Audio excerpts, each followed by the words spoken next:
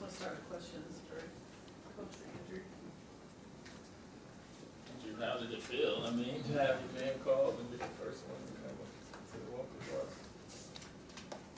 No, it's pretty exciting.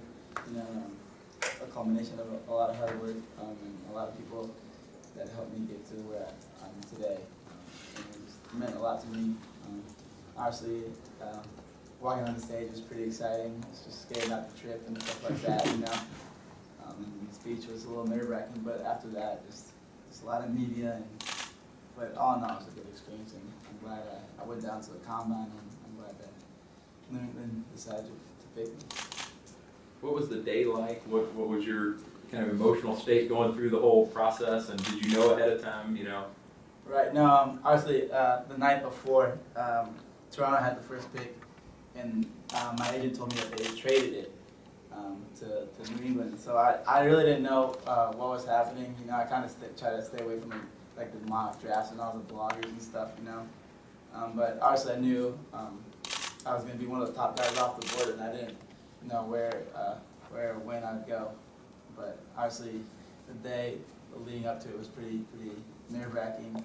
Just kind of anxious, you know, to finally find out where I'd be living for the next three to 4 years of my life. So it's a good experience.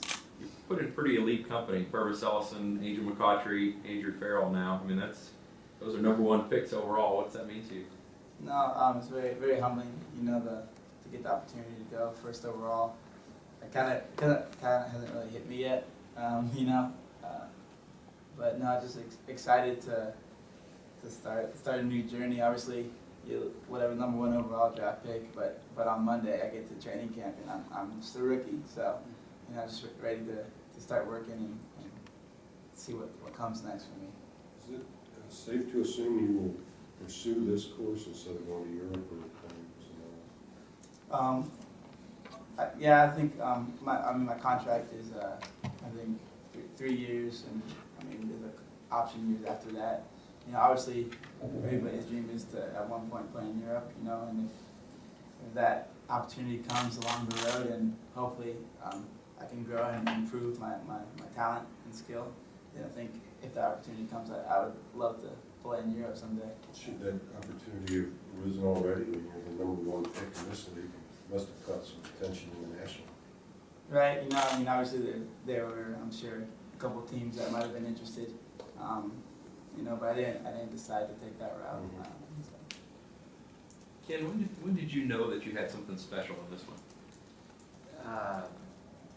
Early on, you know, the first year he was here, the first games he played for us down in Duke, and then he had battled with a little bit of illness that first year and came back just in time when Kenny Walker got injured in the conference final and played the rest of the season as deep midfielder in our run to the final. And there was a game against UNC in that semifinal where arguably he was the best player on the field on the day. There was a lot of scouts, agents there afterwards that said, "Oh my goodness, who is that guy?" And it was, you know, those moments that told us that he was special. He is special. He's a local kid. I mean, tell me about like the recruiting process, or was he here? You know, how'd you see him the first time and all that kind of thing? We saw him playing with his club team locally here, the United team, and he was playing up at the time. He was young, playing up and playing as actually a defensive midfielder in the midfield. And what you could see, he was athletic. His feet were good, getting better, and he just had a good feel for the game. And what we came to find out afterwards was he spent a good part of his life in Peru, growing up in an environment where you know, the passion and culture for soccer was a little bit different than Louisville, and that showed in his play early on. There's no question. Andrew, it's kind of crazy because when I think of Atherton High School sports now, #1 pick in anything doesn't really come out. What has the reaction been like from that area, from your family, and how unlikely it is and now it's happening? No, yeah, we were never the best in sports, and I think we often still struggle at sometimes to get some wins. But obviously my high school's been really supportive obviously playing at Louisville, and they came out to most games. You know, my coach there, Coach Bull, has always been in contact with me. And just obviously my family's really excited for me, and they were up in Indy actually because my mom's from Indiana. So just a lot of family members they are present. And I guess it's exciting being from Louisville and obviously attending University of Louisville and obviously going to the next level. It's kind of just representing my city and my community, and that's always something that you want to do. You're one of the last guys from that national championship team of Barry and all those guys that went. What do you hope that you left behind now as you kind of move on? Right. I think something that I hope I left behind is just the work ethic.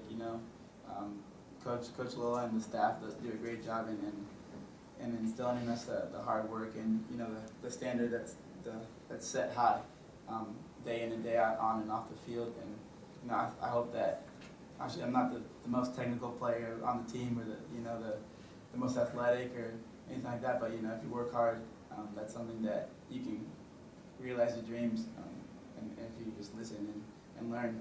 And so for the young guys, obviously there's a lot of talent on this team coming back, and a lot of obviously pro potential. And I think that if they keep working hard and hopefully they learn from what I did, just work hard and learn from the coaches, that they'll make their dreams come true as well.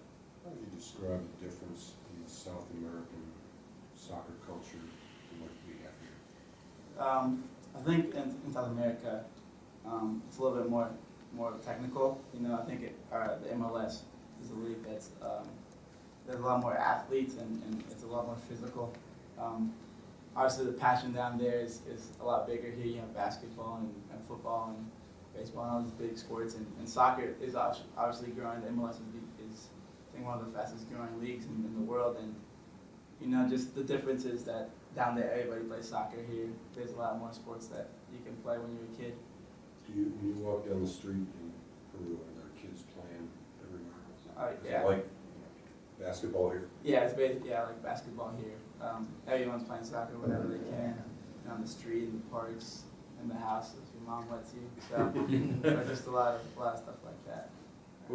We gonna get a alumni post draft version of Salt and Pepper? Can we get a the new episode? I think I was talking to Paulo. He's been a busy man out there in Germany and Turkey, but yeah, I think it was Alexi Lawless that because I met with him and he did an interview with me, and he said that he stayed up the night before the draft and watched some of our videos, and he wants us to do it like a post Louisville thing. So I think we should definitely do that.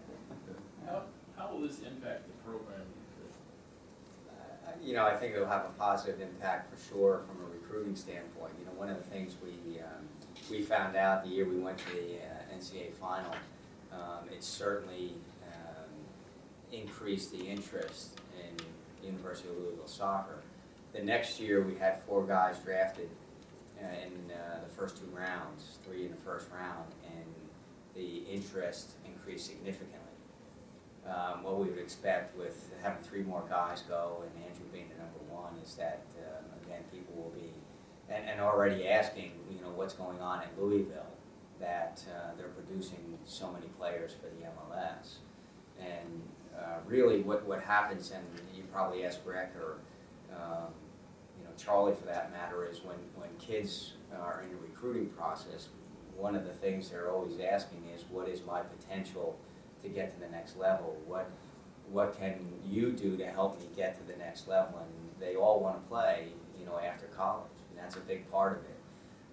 Certainly winning national championships are important goals, but in the recruiting process, it always comes up of what do we do from a development standpoint to help them get there, and can we do that? And with the success we've had recently, that's very evident.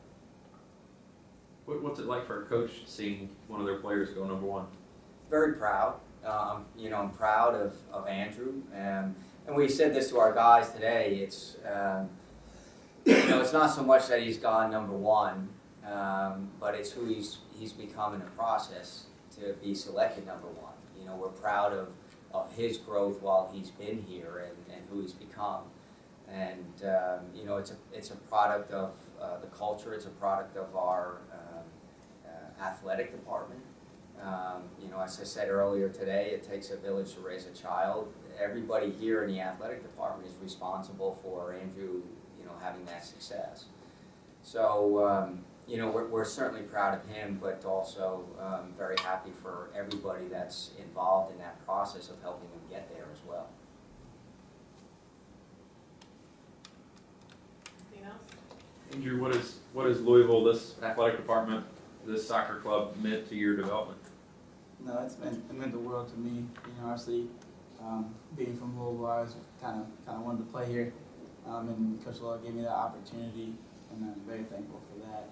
And then just being on campus, you know, Tom Gears does a great job in providing the facility, the best facilities in the country for us, and the fans, and just my teammates. Obviously, they're like my brothers. You know, it's like a big one big family.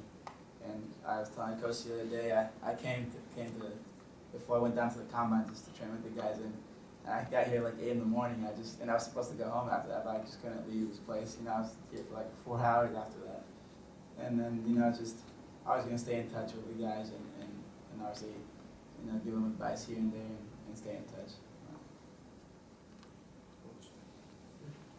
Congratulations, man. Thank you. Thank you guys. Atherton on the map.